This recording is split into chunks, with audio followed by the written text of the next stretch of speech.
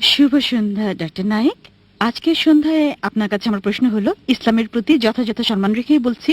আপনি বললেন যে মূর্তি পূজা করা ইসলামের সবচেয়ে বড় পাপ এবং আল্লাহ মূর্তি পূজাকে এ কারণে ক্ষমা করবেন না। ইসলাম ছাড়া অন্য ধর্মের পরিবারে জন্মগ্রহণ করা মানুষের কি হবে? উদাহরণস্বরূপ ভারত, এখানে অধিকাংশ মানুষ হিন্দু এবং সারা জীবনেও তারা ইসলাম সম্পর্কে নাও জানতে পারে, অথবা কেউ তাদেরকে এ ব্যাপারে নাও শেখাতে পারে। এসব মানুষের দোষ কি? তারা কি কখনো জান্নাতে যাবে না? আল্লাহ কি এই মানুষদের জান্নাতে প্রবেশ করতে দেবেন না? তাদের দোষ কি যদি জন্মের পর থেকে তাদেরকে যা শেখানো হচ্ছে তা বিশ্বাস করে? তাদের উপর কি আল্লাহর কোনো দয়া নেই? আপনাকে ধন্যবাদ।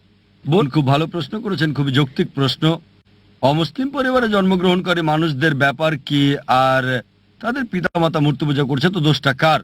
আল্লাহ কেন তাদের শাস্তি দেবেন? খুবই ভালো প্রশ্ন। এই কারণে আমাদের প্রিয় নবী মুহাম্মদ সাল্লাল্লাহু আলাইহি ওয়াসাল্লাম বলেছেন, প্রতিটা শিশু দিনুল ফিতরের উপর জন্মগ্রহণ করে, প্রতিটি শিশু মুসলিম হিসেবে জন্মগ্রহণ করে। হোক তার জন্ম ইহুদি পরিবারে, খ্রিস্টান পরিবারে, হিন্দু পরিবারে অথবা মুসলিম পরিবারে, সে মুসলিম হয়ে জন্ম নেয়। আগে আমি বলেছি, মুসলিমের সংজ্ঞা হচ্ছে যে ব্যক্তি নিজের ইচ্ছাকে আল্লাহর কাছে সমর্পণ করে। তাই প্রত্যেকটা শিশু জন্মের সময় তার ইচ্ছাকে আল্লাহর কাছে সমর্পণ করে, পরে প্রভাবিত হয় বয়োজ্যেষ্ঠদের দ্বারা, পিতামাতার দ্বারা, শিক্ষকদের দ্বারা, তারপর মূর্তি পূজা শুরু করে, অগ্নি পূজা শুরু করে, ভ্রান্ত পথে চলে যায়। এ কারণে যখনই কোনো অমুসলিম ইসলাম গ্রহণ করে, তখন তার জন্য সঠিক শব্দটা হচ্ছে রিভার্ট, কনভার্ট না। কনভার্ট মানে এক ধর্মবিশ্বাস থেকে অন্য ধর্মবিশ্বাসে যাওয়া। রিভার্ট মানে কেউ সঠিক পথে ছিল, ভ্রান্ত পথে গিয়েছিল, আবার সঠিক পথে ফিরে এসেছে। তাই যথার্থ শব্দটা হচ্ছে রিভার্ট। আপনার প্রশ্নের দিকে আসি। যদি কোনো শিশু অমুসলিম পরিবারে জন্ম নেয়, আল্লাহ কিভাবে তাকে শাস্তি দিতে পারেন? এই কারণে কোনো শিশু অমুসলিম পরিবারে জন্ম নিয়ে বালেগ হওয়ার আগে যদি সে মারা যায়, সে জান্নাতে যাবে ইনশাল্লাহ। কেন? কারণ প্রত্যেক শিশুই তার ইচ্ছাকে আল্লাহর কাছে সমর্পণ করে। সে মুসলিম, তার হিন্দু অথবা খ্রিস্টান যে কোনো নাম হতে পারে, জন, রাম, এতে কোনো সমস্যা নেই। কিন্তু যদি শিশু বলে গণ্য হয় আর যদি সে অবস্থায় মারা যায়, তাহলে জান্নাতে যাবে, মুসলিম বা অমুসলিম যে পরিবারেই সে জন্মগ্রহণ করুক না কেন। পরবর্তীতে যখন সে বড় হয়ে ওঠে এবং বালেগ হয়, তখন সে দায়ী হয় তার নিজের কাজের জন্য। এ কারণে যদি কোনো শিশু অপরাধ করে, কোর্টে তাকে ছাড় দেয়, তবে যখন বালেগ হয় সে বলতে পারে না যে বাবা শিখিয়েছে তাই আমি এখন চুরি করছি। যদি বড় হয়ে 22 বছর বয়সে চুরি করার পরে পুলিশ তাকে ধরে, সে বলতে পারে না আমার বাবা শিখিয়েছে তাই আমি চুরি করছি। বিচারক কি তাকে ছেড়ে দেবে? যদি 5 বছর বয়স হয়, বিচারক বলতে পারেন ঠিক আছে, সে শিশু, তার জ্ঞান বুদ্ধি হয়নি। কিন্তু যখন প্রাপ্তবয়স্ক হয়, তখন যদি বিচারককে সে বলে আমি চুরি করছি কারণ আমার বাবা শিখিয়েছে, তাকে ক্ষমা করা হবে না। প্রত্যেক ব্যক্তি তার কর্মের জন্য দায়ী। যখন কেউ প্রাপ্তবয়স্ক হয়, তখন তার দায়িত্ব হচ্ছে সত্য অন্বেষণ করা। আমাদের মুসলিমদের দায়িত্ব অমুসলিমের কাছে বাণী পৌঁছানো। ওই লোকটা বাণী গ্রহণ করুক বা না করুক, মানুষকে মুক্ত করে দেওয়া হলে যেটা হয়, দুটো সম্প্রদায় আছে যারা 1950 সালের আগে আধুনিক সভ্যতার কোনো ছোঁয়া পায়নি। একটা হলো কাপাউকি সম্প্রদায়, অন্যটা অ্যাস্টোরিয়ান অ্যাবরিজিনস। এই সম্প্রদায়গুলো 1950 সালের আগে আধুনিক সভ্যতার ছোঁয়া একেবারেই পায়নি। আর গবেষণা করে তাদের জীবন পদ্ধতি সম্পর্কে জানা গেছে যে সেটা ইসলাম ছাড়া আর কিছুই না।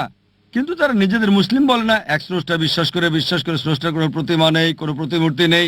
স্রষ্টার উপাসনা করার সময় তারা মাটিতে সেজদা দেয়। সবই ছিল ইসলামের মতো, শুধু নাম ছাড়া। তাই কোনো শিশুকে প্রভাবিত করা না হলে সে আল্লাহর কাছে নিজের ইচ্ছাকে সমর্পণ করে এবং সঠিক পথেই থাকে। প্রাপ্তবয়স্ক হওয়ার পরে আমাদের মুসলিমদের দায়িত্ব হচ্ছে ইসলামের বাণী অমুসলিমদের কাছে পৌঁছানো। যদি আমরা না পৌঁছাই, আল্লাহ আমাদের হিসাব নেবেন, তিনি আমাদের হিসাব নেবেন। কিন্তু আমরা আমাদের কাজ করি বা না করি, আমরা দায়ী হব। কিন্তু কোরআনে আল্লাহ বলেন, সূরা ফুসিলাত অধ্যায় নম্বর 41 আয়াত নম্বর 53, سنريهم آياتنا في الآفاق وفي أنفسهم حتى يتبين أنه الحق। আমি তোমাদেরকে আমার নিদর্শনাবলী দেখাবো দূর দিগন্তে আর তাদের নিজেদের মধ্যেও, যতক্ষণ না তাদের কাছে স্পষ্ট হয় এটাই সত্য। আল্লাহ নিজেই দায়িত্ব নিয়েছেন যে তিনি নিজেই প্রত্যেক মানুষের কাছে সরাসরি বাণী পৌঁছে দেবেন। যদি কোনো মুসলিম তার কাজ নাও করে, সে ভালো বা মন্দ যায় উদাহরণ দেখ, আল্লাহ প্রত্যেকটা মানুষের অন্তরে উদয় করবেন, হোক মুসলিম বা অমুসলিম, সত্য সম্পর্কে, এক স্রষ্টা সম্পর্কে। তাই একবার বাণী পৌঁছার পর ওই মানুষটা মানতেও পারে, নাও মানতে পারে।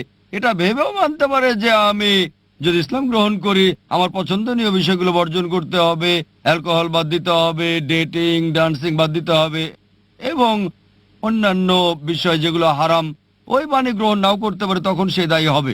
একইভাবে বাবা যদি ভুল কিছু শেখায়, চুরি করা, এটা বোঝা আপনার দায়িত্ব যে চুরি করা হারাম, এটা পাপ, এটা ভুল কাজ। সে বিচারকের কাছে গিয়ে বলতে পারে না যে আমার বাবা শিখিয়েছে তাই আমি চুরি করি। একইভাবে আল্লাহ তার বাণী সরাসরি পৌঁছাচ্ছেন প্রত্যেকটা মানুষের অন্তরে, হক সম্পর্কে, স্রষ্টার একত্র সম্পর্কে, যে মূর্তি পূজা নিষিদ্ধ।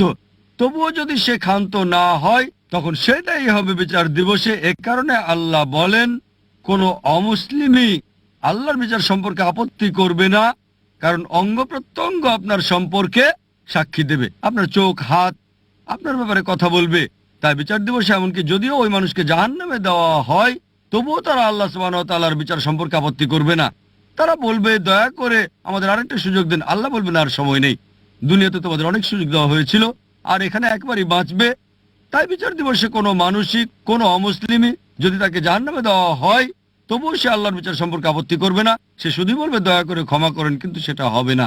এই পৃথিবীতে যা আছে, আল্লাহ বলেন সূরা মুলক অধ্যায় নম্বর 67 আয়াত নম্বর 2, এই পৃথিবী আখিরাতের জন্য পরীক্ষা। আশা করি উত্তরটা পেয়েছেন।